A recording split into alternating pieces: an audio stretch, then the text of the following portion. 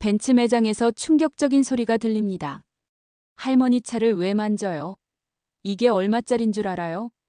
할머니가 죽을 때까지 이래도 못 사요. 냄새 나니까 당장 나가요. 직원이 소리 지르자 매장에 있던 손님들도 수군거리기 시작했고, 할머니는 당혹감을 감추지 못했습니다. 그리고 직원은 이 한마디로 얼마나 큰 대가를 치르게 될지 그때는 몰랐을 겁니다. 결국 할머니의 정체가 밝혀지자 모든 사람은 충격에 빠지게 되는데요. 안녕하세요. 저는 김유리입니다. 저는 얼마 전 벤츠 매장의 판매사원으로 취직했는데요. 신입교육 때 들었던 이야기를 전해드릴까 합니다. 이 이야기는 실화이며 저희 매장에서는 전설적인 이야기죠. 신입 직원이 들어오면 반드시 들어야 한다고 하네요. 이 이야기의 끝은 정말 충격적인데요.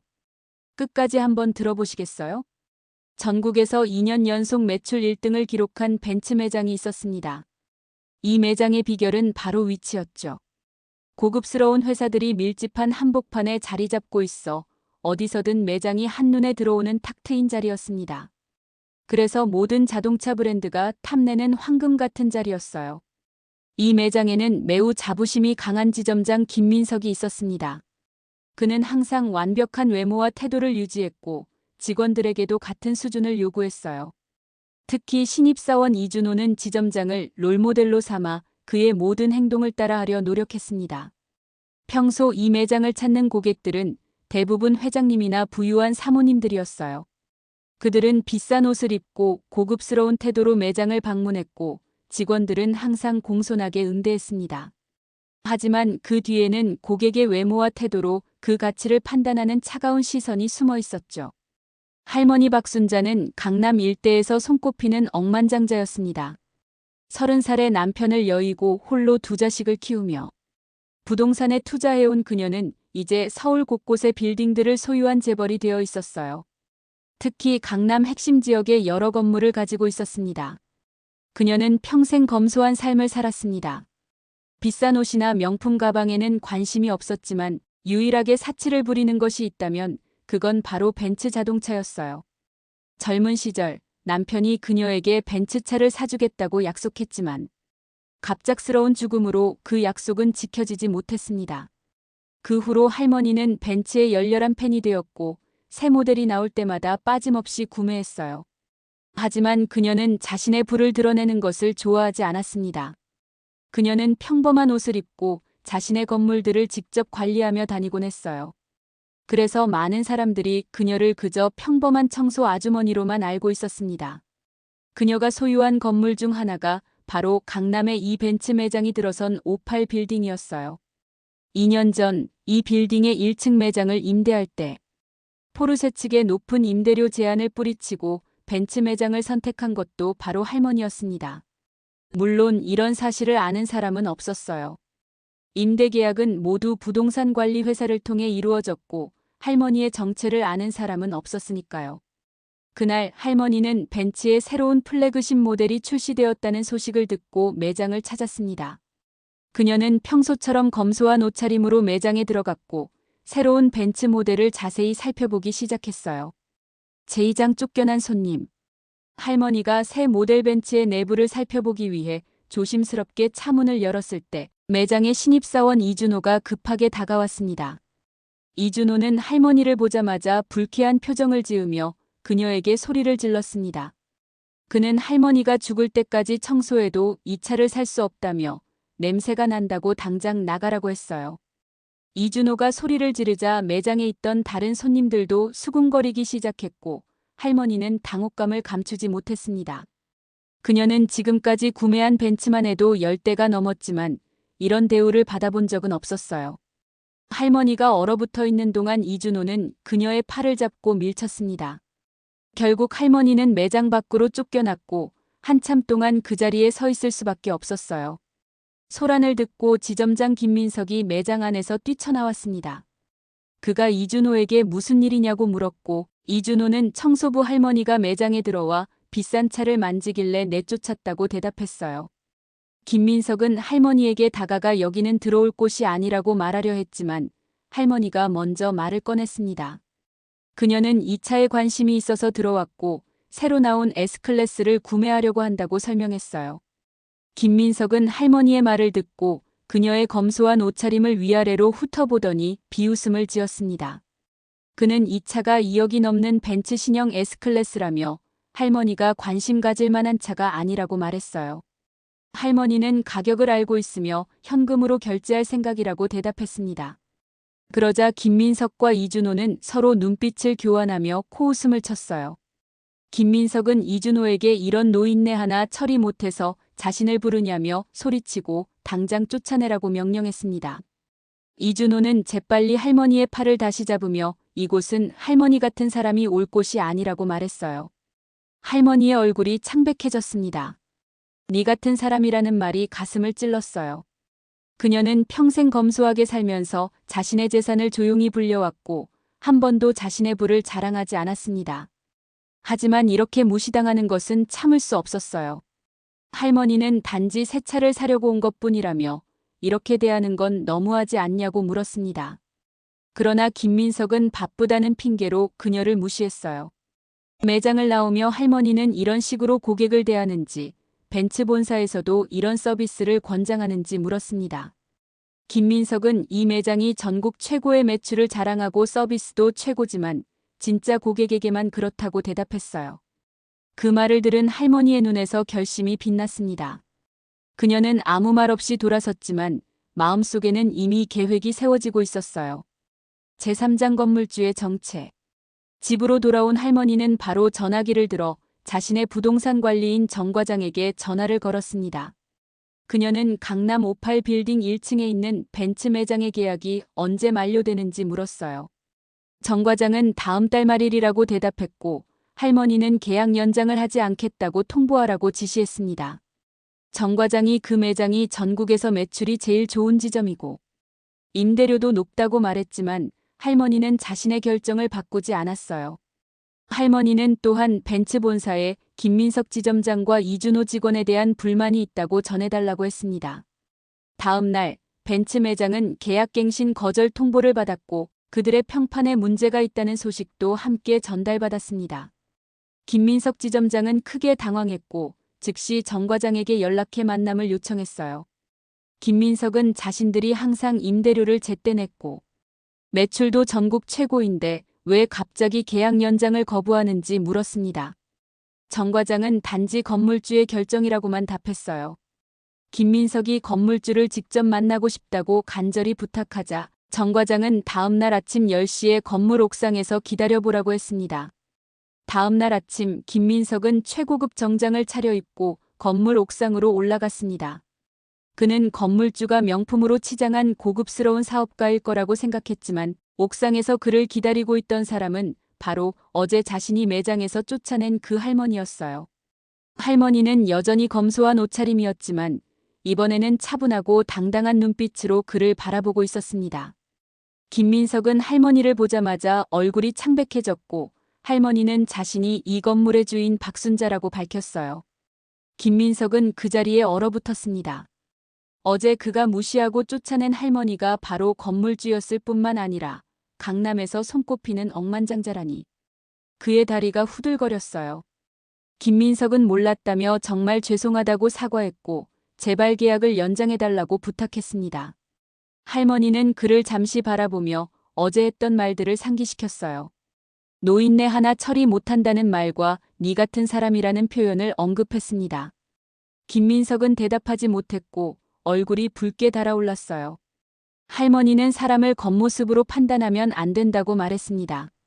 그녀는 벤츠의 열렬한 팬으로 지금까지 10대가 넘는 벤츠를 구매했고 이번에도 새 모델을 사려고 했다고 설명했어요. 그런데 매장에서 그런 대우를 받았다고 말했습니다.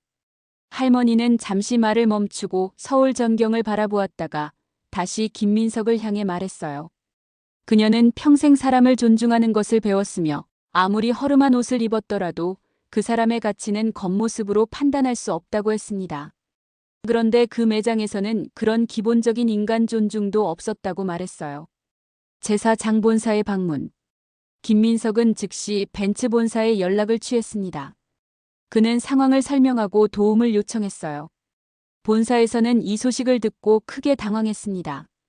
그 매장은 전국에서 가장 매출이 좋은 지점이었고 위치적으로도 매우 중요했거든요. 벤츠코리아 영업부장 한상우는 즉시 회의를 소집했습니다. 그는 강남 58빌딩 매장이 계약갱신을 거부당한 이유를 물었고 김민석은 모든 것을 털어놓았어요. 건물주인 할머니를 무시하고 쫓아낸 일, 그리고 그녀가 사실은 벤츠의 열렬한 팬이자 억만장자였다는 사실까지 말했습니다. 한상우 부장은 크게 화를 냈습니다. 그는 그 위치가 회사의 금광과 같은 곳이며 김민석의 행동이 브랜드 이미지에 큰 타격을 줬다고 말했어요. 특히 박순자 여사가 벤츠의 최고 고객 중 한 명으로 지금까지 벤츠만 10대가 넘게 구매한 분이라고 강조했습니다. 김민석은 작은 소리로 죄송하다고 말했고 한상우 부장은 직접 건물주를 만나보겠다고 했어요. 그는 즉시 정 과장에게 연락해 박순자 할머니와의 면담을 요청했습니다. 정 과장은 처음에는 거절했지만 한상우 부장의 간곡한 부탁에 결국 할머니의 자택 주소를 알려주었어요. 다음 날 오후 한상우 부장은 최고급 선물 세트와 함께 새로운 벤츠 플래그십 모델의 카탈로그를 들고 할머니의 집을 찾아갔습니다. 그는 강남 한복판에 있는 초호화 빌라를 예상했지만 도착한 곳은 의외로 강북의 조용한 주택가에 있는 검소한 단독주택이었어요. 문을 두드리자 할머니가 직접 나왔습니다. 여전히 검소한 옷차림이었죠. 한상우 부장이 자신을 소개하자 할머니는 그를 안으로 들어오라고 했어요. 집안은 깔끔하게 정돈되어 있었지만 화려한 장식이나 고가의 가구는 보이지 않았습니다. 대신 할머니가 지금까지 구매했던 벤츠차들의 사진과 모형들이 벽면을 가득 채우고 있었어요.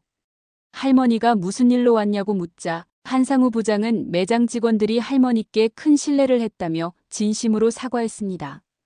그는 할머니가 벤츠의 최고 고객이라며 이런 일이 있어서는 안 된다고 말했어요. 할머니는 사과는 받아들이겠지만 계약 연장은 어렵다고 대답했습니다.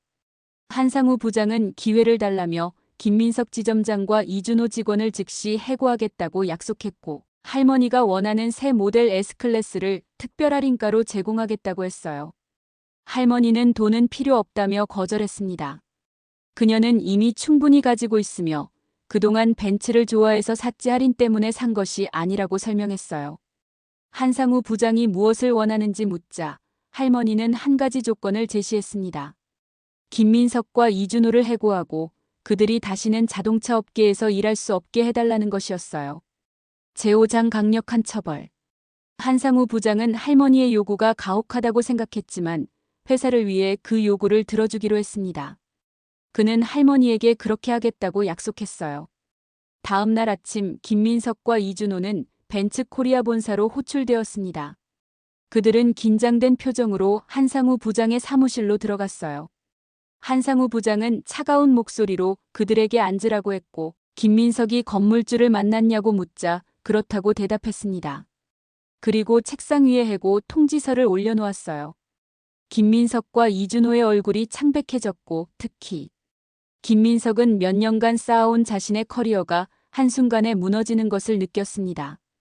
김민석은 자신이 지난 5년간 매출 1등을 기록하며 회사에 엄청난 이익을 안겨주었다고 항변했어요.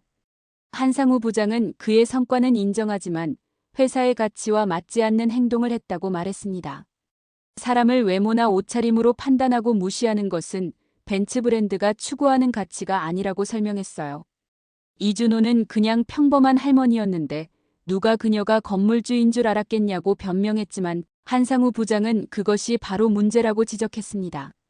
그들은 할머니가 부자가 아니라고 생각했기 때문에 무시한 것이며 만약 그녀가 명품 옷을 입고 비싼 차를 타고 왔다면 아마도 최고의 서비스를 제공했을 것이라고 말했어요. 김민석과 이준호는 말문이 막혔고 자신들의 행동이 얼마나 잘못됐는지 깨달았습니다. 한상우 부장은 그것으로 그들의 벤츠와의 인연은 끝이라며 개인 물품을 정리하고 오늘 안으로 사무실을 비우라고 말했어요. 김민석은 마지막 희망을 걸고 다른 자동차 회사에는 취직할 수 있는지 물었지만 한상우 부장은 힘들 것이라고 대답했습니다. 박순자 여사가 자동차 업계에서 상당한 영향력을 가지고 있으며 그녀는 그들이 자동차 업계에서 일할 수 없기를 바란다고 설명했어요. 이 말을 들은 김민석과 이준호의 얼굴에서 핏기가 완전히 사라졌습니다. 그들의 전문 분야는 자동차 판매였고 다른 분야에서 새롭게 시작하기에는 나이가 너무 많았어요. 김민석은 제발 그러지 말아달라고 애원했지만 한상우 부장은 자신의 결정을 바꿀 수 없다고 단호하게 말했습니다. 김민석과 이준호는 무거운 발걸음으로 사무실을 나왔고 그들의 경력은 이제 막을 내렸어요. 한편 할머니는 자신의 조건이 받아들여진 것을 확인한 후 벤츠 매장의 계약 연장을 허락했습니다. 하지만 그녀는 한 가지 추가 조건을 제시했어요. 앞으로 이 매장에서는 모든 고객을 동등하게 대우해야 하며 옷차림이나 외모로 사람을 판단하지 않고 진정한 서비스 정신을 보여주길 바란다고 했습니다. 한상우 부장은 진심으로 그렇게 하겠다고 약속했고 이번 일을 통해 큰 교훈을 얻었다고 말했어요. 그로부터 한 달 후 강남 58빌딩의 벤츠 매장은 새로운 지점장과 직원들로 꾸려졌습니다. 그들은 모든 고객에게 진심 어린 서비스를 제공했고 특히 평범한 옷차림의 고객들에게도 동등한 존중을 보여주었어요. 할머니는 가끔 청소부 복장으로 그 매장을 방문했습니다. 매번 직원들은 그녀를 진심으로 환영했고 차에 대한 상세한 설명도 친절하게 해주었죠. 할머니는 그런 모습을 보며 미소 지었어요. 어느 날 한상우 부장이 할머니를 직접 찾아왔습니다. 그는 벤츠의 최신 플래그십 모델키를 들고 있었어요. 그는 돌아가신 남편분의 약속을 대신 지키고 싶다며 이 차는 할머니를 위한 선물이라고 말했습니다. 할머니의 눈에 눈물이 고였고 그녀는 벤츠키를 받아들며 오래전 남편과 함께했던 행복한 시간을 떠올렸습니다. 할머니는 감사하다고 말했고 한상우 부장은 오히려 할머니가 귀중한 교훈을 가르쳐 주셨다며 자신들이 감사해야 한다고 대답했어요. 이후 강남 벤츠 매장은 더욱 성장했고 고객 만족도 면에서도 전국 1등을 차지했습니다. 그들은 모든 고객을 진심으로 대하는 서비스 철학을 확립했고 그것이 진정한 성공의 비결이었어요. 김민석과 이준호는 자동차 업계에서 완전히 퇴출되었습니다. 그들은 다른 분야에서 새롭게 시작해야 했고 매일 자신들의 오만함이 가져온 대가를 치르며 살아가야 했어요. 이 이야기는 벤츠 매장의 신입사원들에게 전설처럼 전해 내려갔습니다. 그것은 겉모습으로 사람을 판단하지 말고 모든 이에게 존중과 진심을 다해야 한다는 소중한 교훈을 담고 있었어요.